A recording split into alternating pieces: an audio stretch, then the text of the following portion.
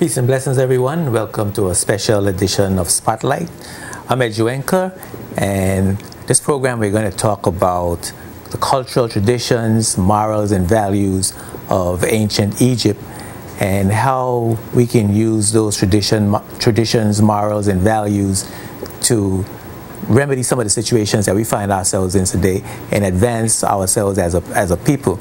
I have a very, very special guest. My special guest is none other than the presiding elder guide of the Shrine of Ptah, a good brother, actually, the son of the soil, Baba Heru Ankh Ra Samaj Se Ptah. We're going to talk about the cultures, the values, tradition of ancient Egypt.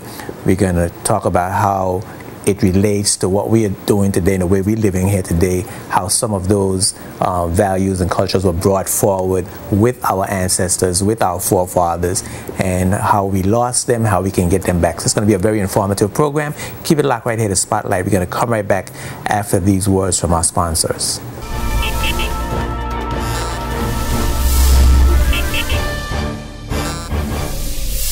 This program is sponsored by the law firm of J.S. Archibald & Co. and by the trust company J.S. Archibald Trust Services Limited, both of Roadtown, Tortola, BVI.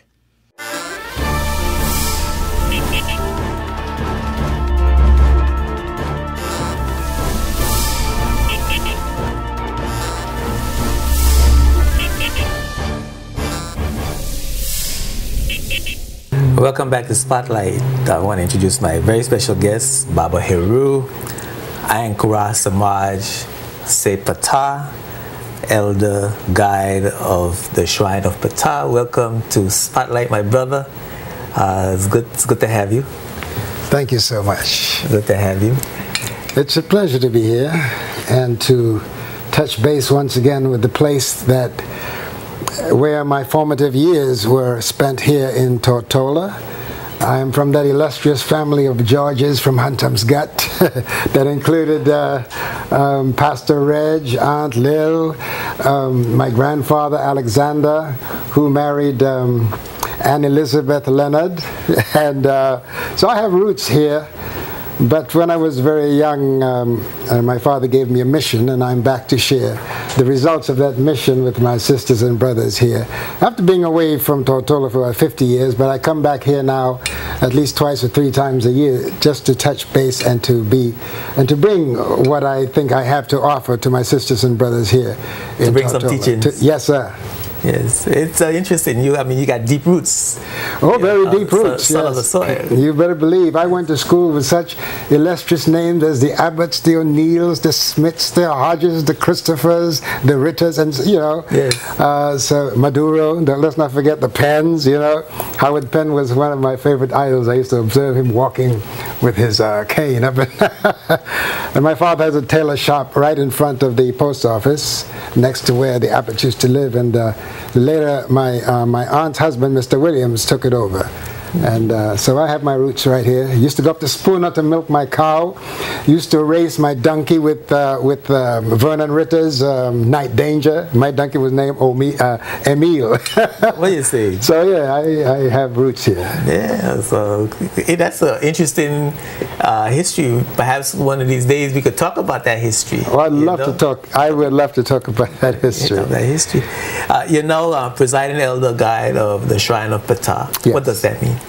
That emerged because when I was a boy and going to my father's tailor shop after school, where I used to make buttonholes and do the overcast of the inseam and outseam of the pants, my father would talk to me. And he was a minister of the Church of God of Prophecy in Huntom's Gut. And when I was a boy, he gave me a task to write in Old English, "In God We Trust," on the altar of the church. So again, my roots go deep in the church. But my father said to me as I was growing up, he said, son, there are some other things that you need to know about us as a people of African descent. He says, they call us West Indians. He says, I myself call myself a Tortolian, but we actually, all humanity came from Africa. And even Bill Clinton, the ex-president of the United States, agrees. When he went there, he said that all humanity came from Africa, so we must be honest and give honor and praise to the mother that we came from. But my father said to me, he said that though as a Christian minister, he came through the lineage of Shem by way of Abraham and Moses and Jesus. He said, there's a body of knowledge that our people need to know about. And that body of knowledge was taught by the people who taught Moses, who rescued Abraham and Sarah when they were running from the famine in Canaan, and who rescued Jesus from the wrath of Herod when he was born. And his mother brought him into Kemet, now called Egypt, to fulfill the prophecy that out of Egypt have I called my son. So my father said to me, he says, we have, over time these words came to make sense to me. He says, we have the shepherd story of the nomadic shepherds who came into the Nile Valley, but we don't have the story of the farmers and the gardeners and what their lifestyle was. These same people who carried this sign of life eternal, which was, by the way, adopted by the earliest Christians of Ethiopia.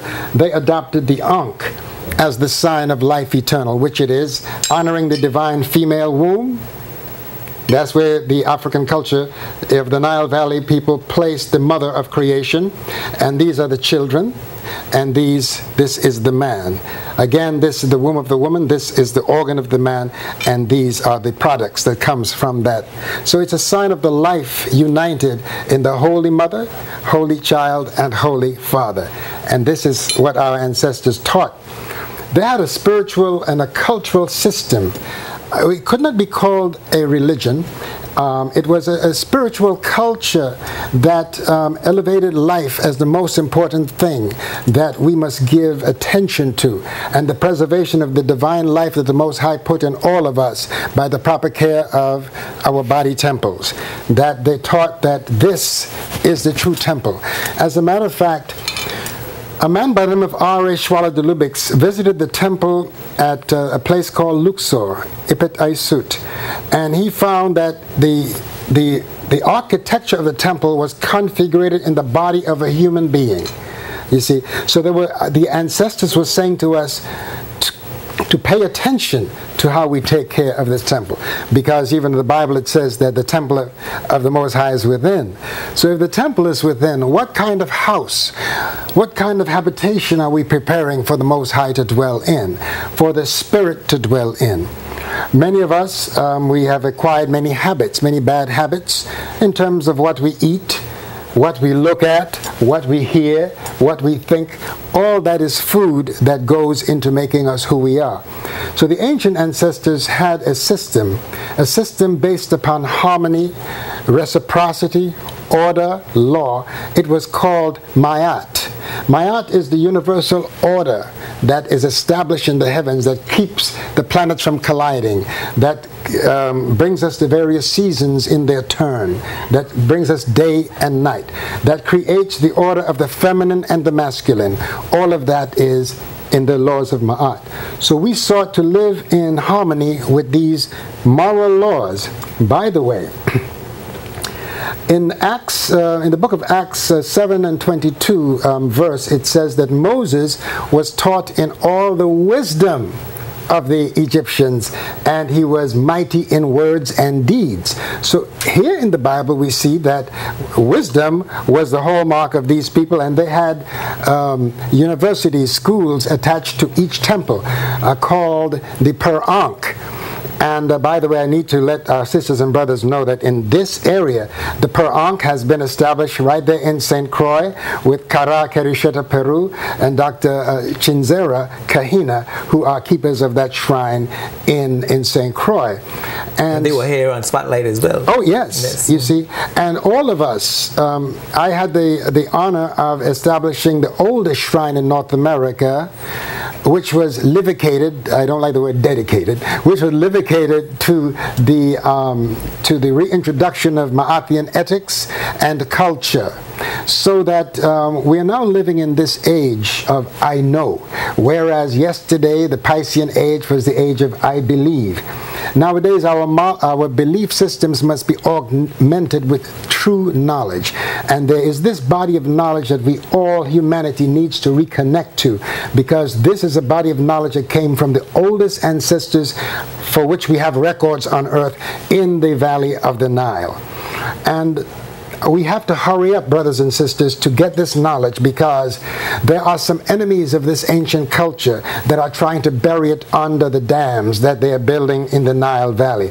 They built a 26-acre dam, a 26-square-mile dam called Lake Nasser, and the dam, the dam that they built in Egypt, that has covered up a lot of the older monuments and older temples in the south, in Nubia and Sudan. And now they're getting ready to build a larger dam that is even going to cover up more of the history.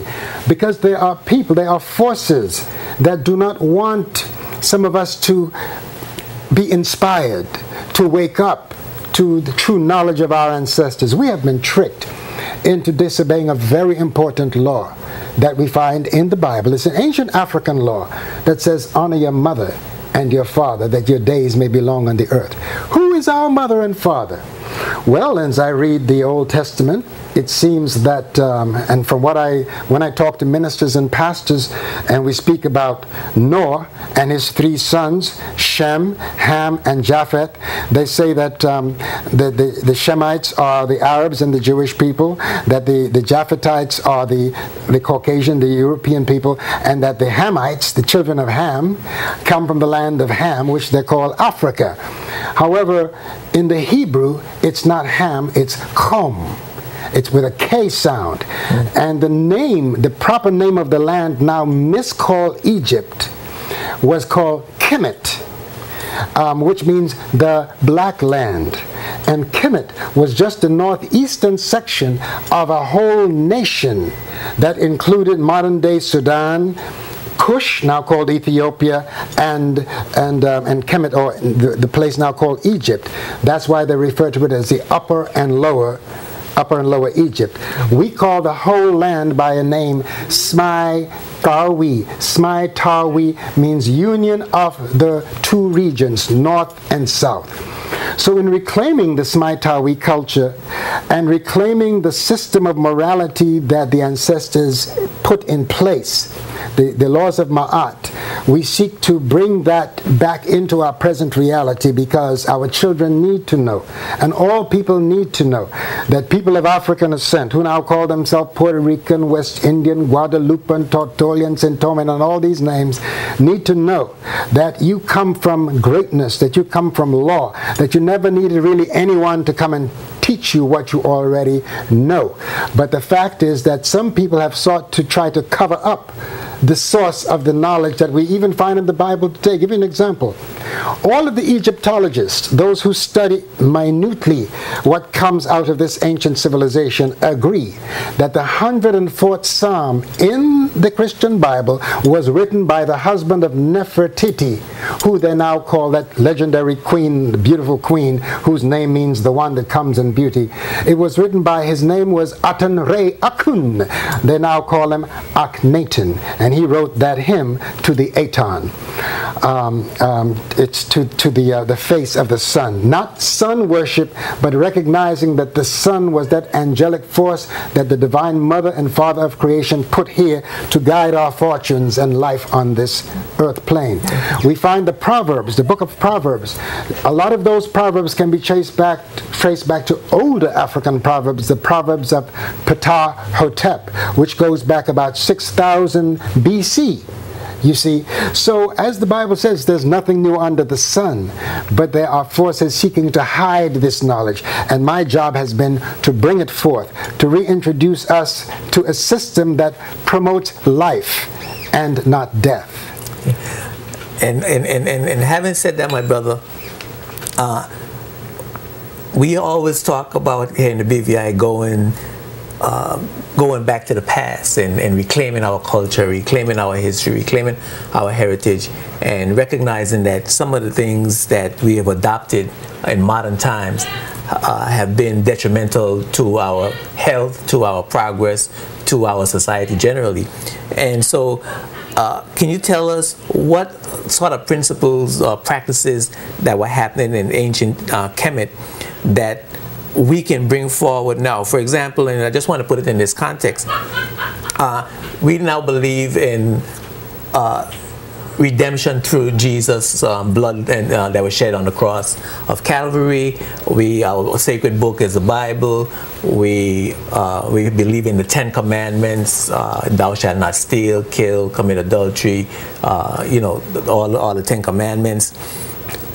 We have certain practices. We go to church, ritual practices. We go to church, we sing hymns, we pray, and so on.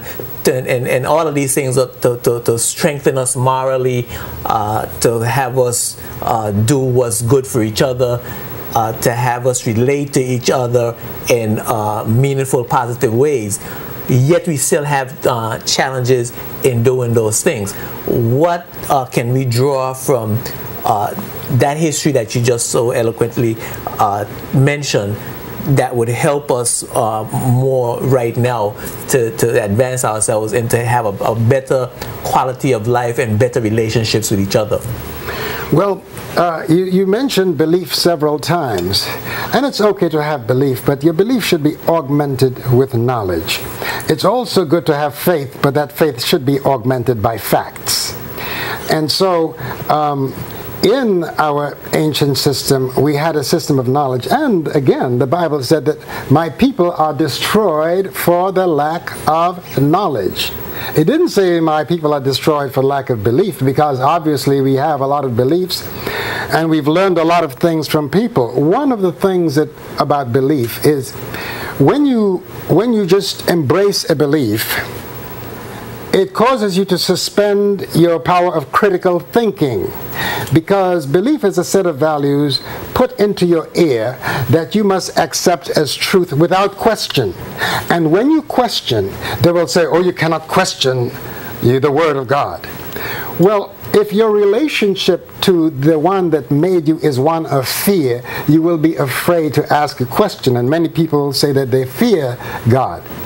Our relationship to the divine is one of love.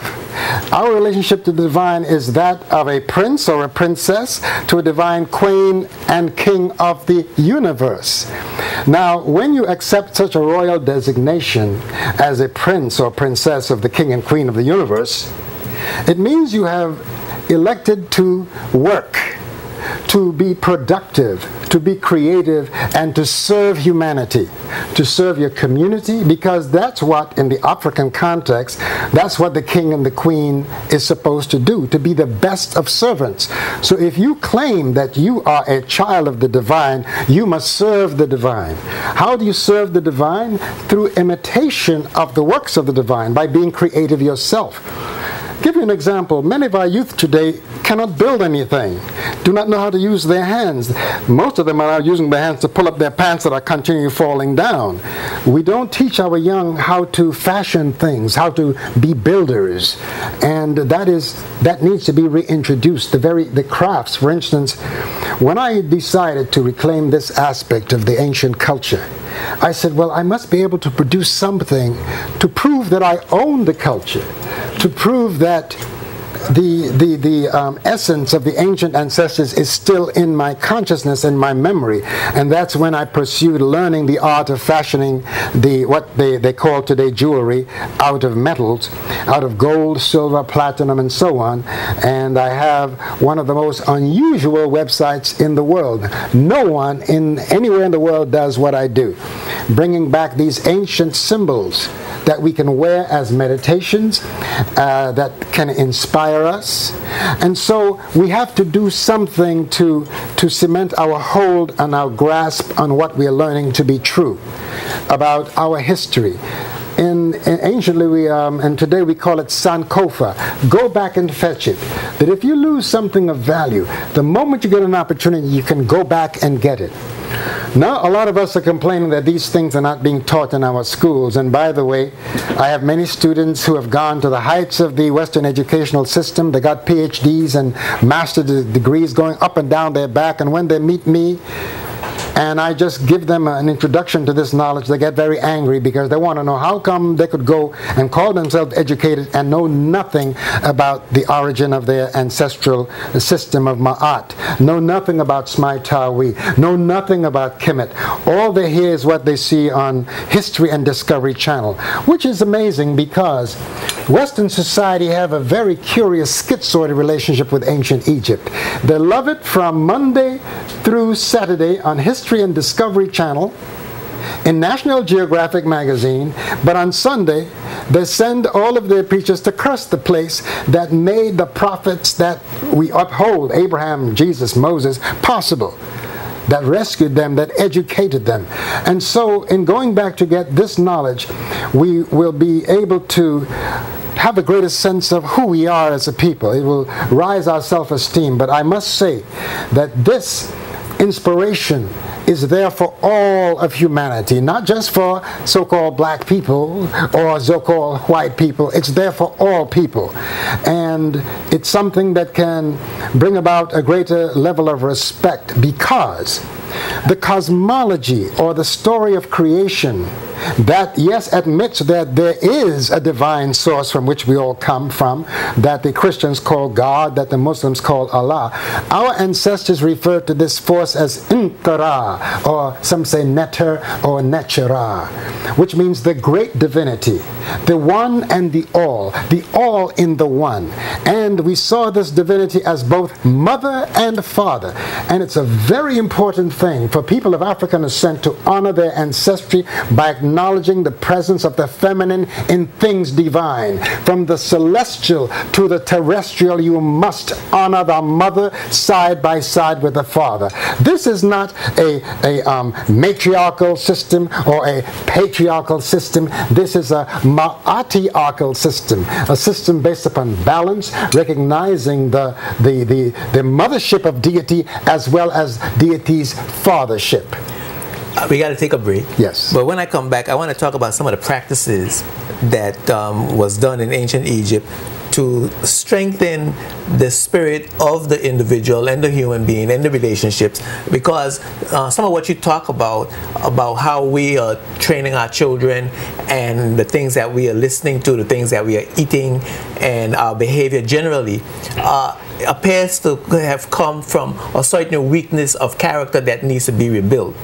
And perhaps we need to know the reason why it seems to be impossible for us to rebuild this character, this discipline and this strength of will, is perhaps we don't know the practices that enables us to develop and to do that. And I want to talk about some about that, because it seems to me that that is something, those principles and those rituals and those practices and that discipline are some things that we need to know in order for us to really develop into what we are, to become, realize our full potential. Keep it locked right here to Spotlight. We'll be right back after these words from our sponsors. Thanks. Spotlight is brought to you by Bolo's High-Tech Printery, Virgin Island Motors, and Clarence Thomas Limited.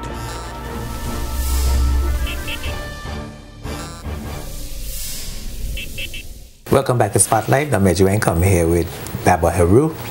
He's a son of the soil, presiding elder guide of the Shrine of Ptah, and we're talking about our relationship with ancient Kemet, ancient Egypt, some of the practices that were done there, the information that came out of, information and practices that came out of ancient Egypt, what those practices mean for us today, how can we adopt them, how can they help us to realize our full potential. And I left off Baba Heru with the question about the practices, the fact that we have followed a path and continue to follow a path that perhaps are not making us as strong-willed as it should be, or not making at least some of us as strong-willed as we should be. Our youth is a reflection of some of our adult behavior. They reflect some of the weakness in our character, and so on. And so yes, of course, the knowledge of history is important, knowledge of the facts are important, but certainly we also need to know what these practices are that strengthen that character, strengthen that will, gives us that discipline so that we can do those things and be those humans that we are intended to be by the divine spirit. The first thing we are called upon to do is to reclaim a system of education by the culture that we were immersed in, known today as the rites of passage. At the age of 7, we would enter into the temple schools to learn the practices, to learn the stories of the culture. And we would advance to developing our character based upon these stories. Now, there are many stories that we have found in the Bible from the sheep herding culture, but there are stories from the farmer-gardener culture that we likewise have to learn. One such and most important story was the story of Assar and Aset, who the Greeks call Isis and Osiris. It said that they were the first to come to the earth, and because every system has its story of creation. We know the Adam and Eve story that the sheep herders have taught us, but we do not know the Assar and Aset story that the farmers in the Nile were teaching for thousands of years before, as astronomical mythology, before it was adopted and turned into a history by the shepherds who came into the Nile Valley marauding and destroying things. So once we reconnect to these ancient stories, our children will have to leave Donald Duck and Mickey Mouse alone and connect to these original stories, which will help to build their character. So this one story that I'm going to tell in a very shortened version is about this great king and queen of Smaitawi, of the Nile Valley nation, Assar and Aset. Assar was very popular among the people. He came to teach them how to turn away from the cannibalism, from the wars that they were having among themselves, and to introduce agriculture as the way of life, to stop the hunting and the killing of animals and so on. And so they established this story came down that Assar had a brother who was jealous of him named Set. And while Assar went around to teach these principles, he used music to entice the people and to have them listen to him. And his brother Set was very jealous and sought to kill him. And when he came back, Set convened. When he came back, and while he was gone, by the way, he left his wife Ast in charge of the nation, because there were two thrones in Smaitawi, the throne of the king and the throne of the queen. And she had as much power as he did. So when he went away, she was governing, and when he came back, they governed together. But Set, being jealous of his brother and his brother's popularity, Assar's popularity, Set conspired to murder him, and did so, and cut his body up in 14 pieces and scattered them throughout. But one piece was missing, that his wife and her sister, Ast and Nebuchadnezzar, they looked for these pieces wherever they could, wherever Set had buried them, and they brought them together and put the body of Assar together. And one piece was missing, that was his henanum, what they call the penis. And because it was thrown in the river by Set and swallowed by a fish. And when Ast and Nebuchadnezzar could not find it, they fashioned one. Now this is a myth. It didn't really happen. It's a story that leads to a truth that we ought to pay attention to. It shows that the women have the power to put a broken man together. Okay, and when you read that similar story in the Bible, Jesus has resurrected by himself. When I think it was Mary and Martha went to the tomb was empty, and he had already risen to heaven to be with his Father. But in the original story, the Kemetic, the farmer's story, the women made the resurrection of this first crucified Savior possible in history. And there's a book written by Kersey Greaves called 13 Crucified Saviors. And in that book you'd find this story of Assar and Aset. And Plato, I think, the Greek, he likewise wrote about Assar and Aset in his story, the Isis or Isiride, I think he called it. And so this story, when told, so when they fashioned the organ of regeneration, Ast turned herself into a female falcon and and flew over the organ and took the seed of Assar. So Assar came alive just in time to deliver the seed that would bring forth his child, the avenging one, Heru. And from that time, when Heru was growing up, his mother, who was widowed, taught him that you must avenge the wrongs done to your father and your mother, because your father was murdered by his jealous brother and I was widowed. So you have to rise up and challenge your uncle and reestablish the truth and reestablish yourself on your father's throne. Now this story comes down to us in Shakespeare's story, the story of Hamlet. This story also comes down to us in the Broadway play The Lion King, but they will never tell you the source of this original story, which comes from the people of the Nile. Can you talk a little bit more though about what the story means for us though? The story means that Assar was put in a coffer, and the coffer sailed to the island, was pushed to the island of Byblos, and it got caught up in a tree. His body was cut into 14 pieces. There's prophecy in this story. Africa was cut up into 13 pieces by 13 European nations, with the United States looking on as a bystander during the Berlin Conference. Assar's body being put in the coffer means that the body of African people were put into the slave ship. Okay, so they are historical and prophetic utterances in the story. Now Heru, when Heru is supposed to avenge these wrongs, your mother was raped on the slave ships and on the plantation, your father was murdered and lynched, so what are you going to do? Well, from age to age, the tool of vengeance changes. The tool of avenging, of righting the wrong, changes, because Heru has to restore Maat. And in the battle against his uncle, to avenge his father's death and his mother's widowhood, he was about to almost slay Set, and his mother stayed Heru's hand and say, no, you cannot kill. That's against the law. Bind him instead, showing that at some point Set is going to come back and the battle is going to start all over again. Because Set represents challenge. The challenges that we have in our lives are the things that strengthen us, because we still get up next morning and we're still breathing. And it teaches us to grow our inner light, to grow the inner Christ. That the spirit of the Christ, the anointed one, is within each and every one of us. The Hebrew prophet Yeshua, who is now called Jesus, he shows this when he faced the devil, as they said, for 40 days and 40 nights in the wilderness. And that teaches courage, and a lot of us... And the rites of passage will help us to develop those tools. The courage and the character. Precisely. And walk us through some of the practices of the rites of passage. What does a young person go through physically and mentally and emotionally when they are going through a rite of passage, so that we get to understand what is needed to build that character and that strength that we're talking about? Well, in this rites of passage, it's important that the parents know what the children are going to be learning, because when I taught the rites of passage, in a short time, the children would be asking their parents questions for which the parents had no answers. So therefore now, but the young people had the answers. So that threatened the authority of the parents in the home, and we didn't want that.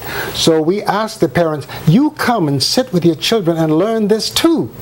So that, and then when you leave, we will continue to teach the children, but when the child comes home, you'll be able to at least engage them in conversation, because you heard some of what they're learning, and you'll be able to keep them in check, because the first thing the children are taught are the 42 laws of Maat, among which are, and these laws are not thou shalt not, it's I have not done so and so. So these become a personal commitment and a pledge with each person. The laws are internalized, and that is why we did not have policemen in ancient Kemet, because the young people from the age of 7 were brought up. And plus, of course, they got these laws genetically in their mother's milk, you see, because it was part of her heritage and was passed from generation to generation. And so the first thing we teach them the laws of Maat: do not kill, I will not be unjust, I will not desecrate holy places, I will not cause terror. Can you imagine these laws being reinstituted today? I will not eavesdrop, listen to other people's conversations. All of these and so many more are written into the prohibitions against stealing. I will not curse the Most High. So instead of saying, you should not do this and you should not do that and you should not do that, you repeat and you made an affirmation. You make an affirmation and a commitment as a young person not to do these things. Precisely. So it's not that you shouldn't, but it is that you are committed not to. Not to. And that has a psychological differential impact. Precisely. And what happens in the morning, we say, I will not do so and so. The children are taught to say, I will not kill, I will not murder, I will not desecrate holy places, I will not abuse my sexuality, I will not molest children. That's all in our laws. Mm-hmm. And when in the evening they will say, I have not done so and so. So they do a moral inventory. Most of us keep these laws just normally, but sometimes the lower spirit, and when we talk about spirit, what do we mean by spirit? Let's define this word spirit. It can be traced to the Latin word espire, which means to breathe. So we are all spiritual because we're all taking breath from the divine. The breath, the air that we breathe is our umbilical that connects us to the mother and father of all creation at all times. We are saturated in, embraced by, enveloped within the embrace of the divine mother and father of all creation. There is no separation of that which created us from that which has been created. However, some people felt alienated. Some people felt the need to be tied back. That's what the word religion means. It's come from the word religio, which means to tie back or to tie again. Since we were free and did not need to be tied, we were connected automatically by the way we were brought up. And when I was brought up right here in Tortola, trust me, I remember once I cussed out some men on a truck. By the time my father got home and heard the news, the punishment preceded him because I was in terror of my father coming home and finding that I had cussed these men out. And I was punished. And then when other people heard about it, they also reprimanded me. We heard what you did, Jaimito, they would say. That was wrong. So the community then, embracing these systems collectively, it should become Maat, should become our social policy. In addition to whatever religion we have, we as a people and other people can go back and claim these ancient, ancestral, universal laws and live by them. And we live by them, as you just indicated, not too long ago. Precisely. Yeah, because that was part of the right way, here in Tortola. That Yes, was part of the way the community raised the children. Yes. So we don't have we need to learn of its origin in ancient Egypt, ancient Kemet, but certainly we don't have that far to go to look to see where we were, how close in time backwards we were practicing it. You see, the fact is that we have brought many of the ways of correcting behavior from our ancient land, where we were brought. By the way, I need to remind us that many of us were here before Columbus, okay? And those that were here already got mixed up with those who were brought later, so they call us all that N-word. But I need to say this, that Columbus discovered only one thing, that he was lost. All right? That's all that he discovered. Because you can't discover something where people already occupy it. How would you like me to discover your car? Okay? So, if something belongs to you, somebody's going to come and say, well, I discovered it, now it's mine. And that's another thing. These people changed the names of things in order to pretend that they own it. So they changed the name of Kemet and gypped it into Egypt. Okay, they changed the name of the king, which is Heru, which is Sarah, which means son of the sun, and Sutbit, which means ruler of the south and the north. And they switched it around and referred to him as a pharaoh. You would find the word pharaoh nowhere on no papyrus, on no temple wall, on no stela. The word pharaoh does not appear as a name for the ruler of this ancient Smaitawi Nile Valley nation. The name Egypt appears on no monument, on no pyramid, in no papyrus will you find the word Egypt called so by the people who dwell in that land. So when we look at that place today, we are thinking, oh, these are the original people there. No, they are not. The Arabs came into Kemet to lift the yoke of the Romans off the backs of the indigenous people of the Nile, and they came and they promised to just come and remove the Romans and let the people go back to self-determination. They did not do that. Instead, they stayed, and they are still there pretending to be the real ones. As a matter of fact, the president, Moise of Egypt, is now rewriting the constitution to claim that the Arabs have always been there. That is not so. It's a patent distortion of truth. So when you know your history, people can't snow you. Yeah. Okay, I want to continue to focus on the rites of passage. Of course, then once you learn these things, you get the information, you get the knowledge. Yes. What about physical activity? Well, what about food and nutrition? Very key.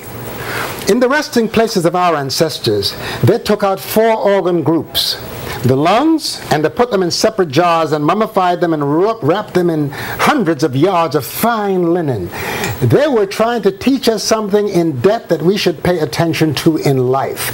These 4 jars in which they put certain specific organs are now known in Egyptology as the canopic jars. In one jar was put the lungs, in the other was placed the small intestine, in another was placed the liver, and in another was placed the stomach and large intestine. They were telling us that we must focus on the air we breathe, the food we eat, the thoughts we think, because guess what?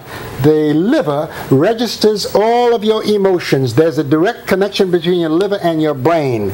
And that's why if somebody is hot-headed, it's because their liver is hot. Too much acidity in the liver, producing too much bile in the bloodstream. They say you're angry, that means you're bilious. The green-eyed monster, you're jealous. All of these emotions are recorded in the liver. So we must, what's bitter to the tongue is sweet to the liver. We do not take enough bitters. That's why I give thanks to the Rastaman who make his bitters and make sure that everybody have him in their Rasta shops, you see?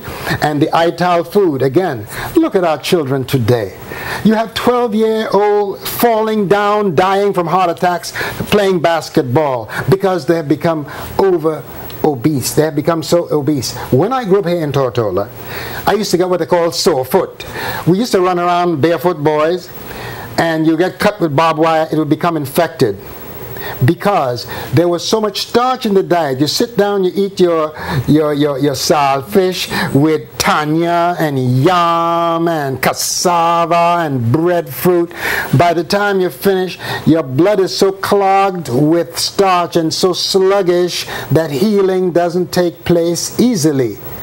And there is not enough green. We didn't have enough vegetables. I must say we didn't eat much meat because you only got meat on Sunday. A little piece. That's why when I went to New York and found I could have sirloin steaks, I would have steaks for breakfast, and I'd blow up so big. They used to call me Big Jim. But then I realized, no, I'm killing myself. So I began to feed my internal spirit with the spirit that the Most High has put up there for us, the sun. The sun lives on earth in green things. And I met and married a beautiful woman called Queen Afua, who wrote the book Heal Thyself with Health and Longevity. And she's come here many times, and we lectured here up at one of the hotels here back in the 80s. And in this book, she teaches people how to overcome the addictions, because you see, we are addicted to sweets. In New York City, you see these kids before they go to school, they stop by the Arab store and they buy all this candy. And by 12 o'clock, they are drunk because the sugar and the starch and they are so constipated they create alcohol inside their bellies and in their bloodstream, so they are incorrigible. The teacher spends more time trying to maintain discipline because the children are wild with all the sugar, all the starch, and all the biscuits and Hostess Twinkies and all. I'm sorry, I hope no one is being advertised. we gotta take a break. Okay. We gotta take a break. But we gotta come back and we gotta continue discussion about some of the other things that we need to find out, that we need to learn in order to advance as a people, and nutritionally and spiritually. Keep it locked right here, the Spotlight. We'll be right back after these words from our sponsors.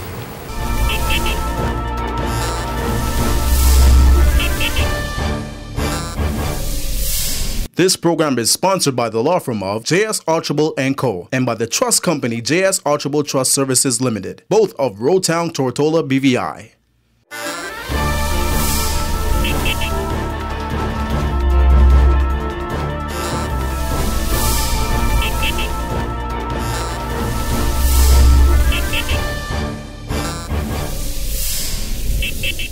Welcome back to Spotlight. I'm Majuenka here with Baba Heru, and we are talking about the values and traditions of ancient Egypt, the history of ancient Egypt, what it means to us, how can we learn from the things that were done in the past. It was pointed out that a lot of what happened in our ancient motherland of Africa and Egypt, we were practicing up to perhaps 50, 60, 70, 80 years ago. Somehow we've lost those traditions. Now that we know that those traditions had stood us in good stead over millennia, thousands of years, we need to start taking a second look at those values and traditions to see how we could reinstitute them in our way of life today, in our culture today, bring that culture forward. We're not going to go back to cooking on 3 stones. We're not going to go back to cooking on the coal pot. You know, but there's nothing wrong with having a stove and indoor plumbing with good morals, good values, good traditions. There's nothing wrong with that then. So because you're rich doesn't mean you have to be retrograde. Precisely. Yes. So, Baba Heru. Again. Yeah. Did we have antisocial behavior in our culture? I mean, when I was growing up, it was at a minimum. Yeah. So I suspect that back then it was even less. And if we did, how did we manage that situation? Well, obviously, there wouldn't be these rules if there had not been evidence that there was some who went against these rules. But after thousands of years of observation, we notice that there's certain inclination that human beings have. You even see a little child, you take the child's candy away, they go into an emotional tantrum. It's almost built into us. So there are these corrective measures that the society imposes that they cause to become law. So therefore, if you break these, you're brought before the Council of Elders. Okay? And if the Council of Elders cannot come to a decision, it's moved on to the priest, because every zone had its temple. And the priests and the priestesses in there were made up of people who lived in the village, where they would take turns doing priestly duties 3 or 4 months out of the year. They would leave their village, they would go to the temple, they would be taught these moral laws, and they would come out again after 4 months, and they go back and join their families. Men and women did this. So the priestship and the priestessship was not an all lifetime thing. It continued throughout your whole life, but you had periods when you had to go back to the village and bring the wisdom you learned from the ancients in the temples back and teach them to the village. And these stories were told at various festivals and rituals that we had, so that over time it became common knowledge to the whole society, because we used to get on these flatbed boats and go out on the river, and the people would gather and come to the river's edge, and the priests and priestesses of the temple and the young initiate boys and girls of the temple would act out the stories and these dramas on the stage that was out on the river. And over time, these same stories will be constantly drummed in, so it helped to formulate the culture of the people.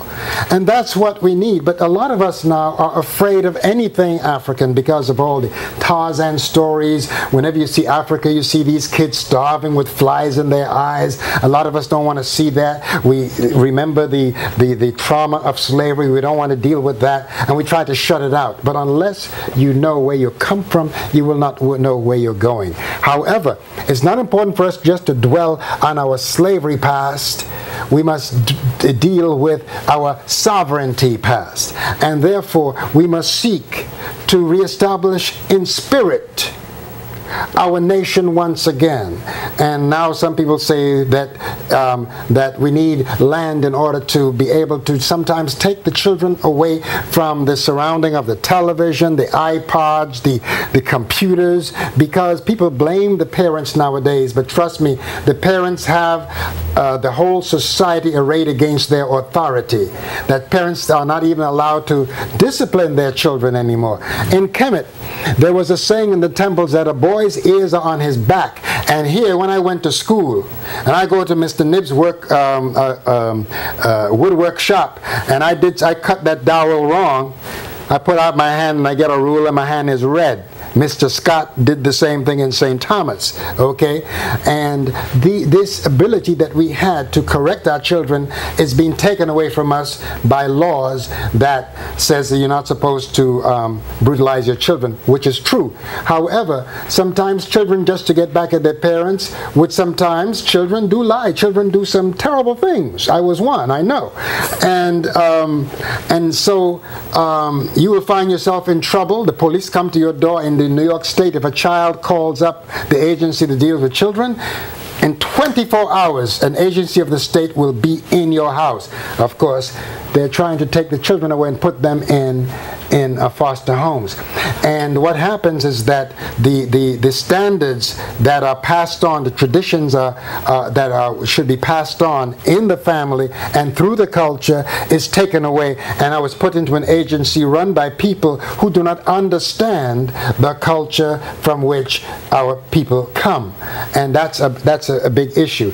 So we have to find ways, again, to reinstitute, to tell our children these stories, to feed them the proper foods, to encourage them to take care of their bodies. Our children should know what happens to food from the time it goes in the mouth and comes out in the back. They should know the journey of nourishment in their bodies. And that is something that can be easily taught in school. Instead, we are teaching our children just to go to school to get a better job, but they have to rely on others to take care of their own bodies. And that is a problem. And that's why you see what's happening today. People in general, not only children, but grown-ups do not know anything about how this fantastic, we know about how to clean our cars and how to change the gasoline, how to change the oil in our cars, but when it comes to taking care of this temple, we have not a clue. And that's the first thing that is taught in rites of passage, and the respect that we must have for the divine spiritual energy that dwells within all of us. And it's very simple for us to do, because the knowledge is there. It's not something we have to make up. We don't have to create a Disney World illusion. It's real. It's there. We can touch it. And we here in the West have access to it, because I must say, had it been left up to the present conquerors of that land, all of that stuff would have been sold to private collectors. But it was a Frenchman, Mariette, who told the ancient, the people of the Arabs at the time who were robbing the graves, don't let this robbery of the graves continue. Create a museum for all of these artifacts, so the world could see the greatness of these people. Of course, they're telling lies about who these people are or were, and they're shooting off the noses because they're too broad. They're crushing the lips because they don't want us to be inspired with the greatness of our ancestry, which alone will help to lift our self-esteem out of the doldrums of thinking that we are inferior because of this beautiful robe of the sun that covers our skin. And so when we teach our children and at a proper hygiene, men and women, the proper hygiene. Look, it says I have not abused my sexuality, because there are certain practices that we engage in. I'm not even dealing with the moral of what we do. I'm dealing with the hygiene of what we do. I call it should be hygiene, but we practice logene, whereby we are getting too funky and not taking care of this temple. And I tell sisters, so a man wants to hold your hand, what's the condition of his sweat?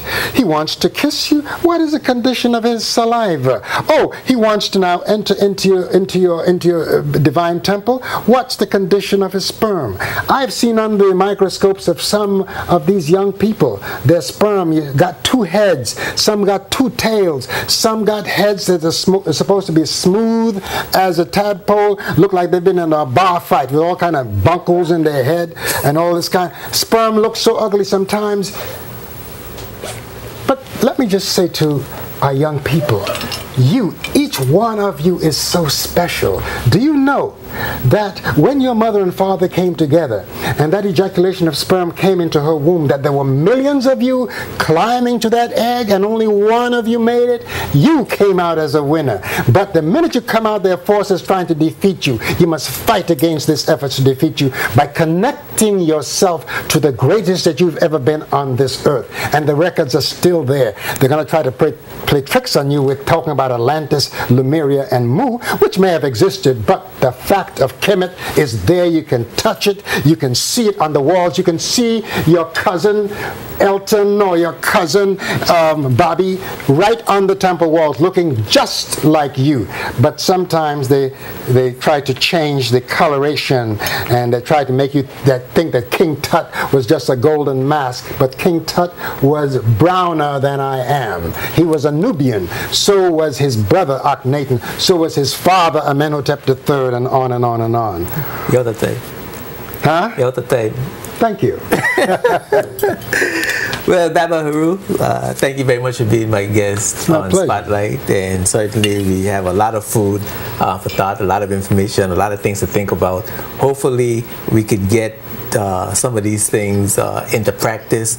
We could do some more research and make bring our culture back and rid ourselves from this dreadful fall that we've undergone over the many years that we've been here in the Western Hemisphere. Thank you very much again for being here.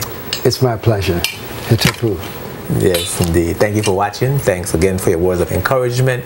Thank you for emailing me and making suggestions at jtvspotlight@yahoo.com. Don't forget, Spotlight is rebroadcast every Sunday afternoon at 2:30 in the afternoon.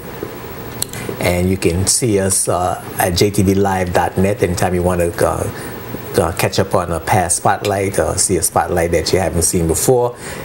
Certainly, you can get us at jtvlive.net. I'm Adjuenka, reminding you that when the Spotlight is on, you see the facts. Peace and blessings. Spotlight is brought to you by the National Bank of the Virgin Islands, Tortola Concrete Limited, and CCT Global Communications.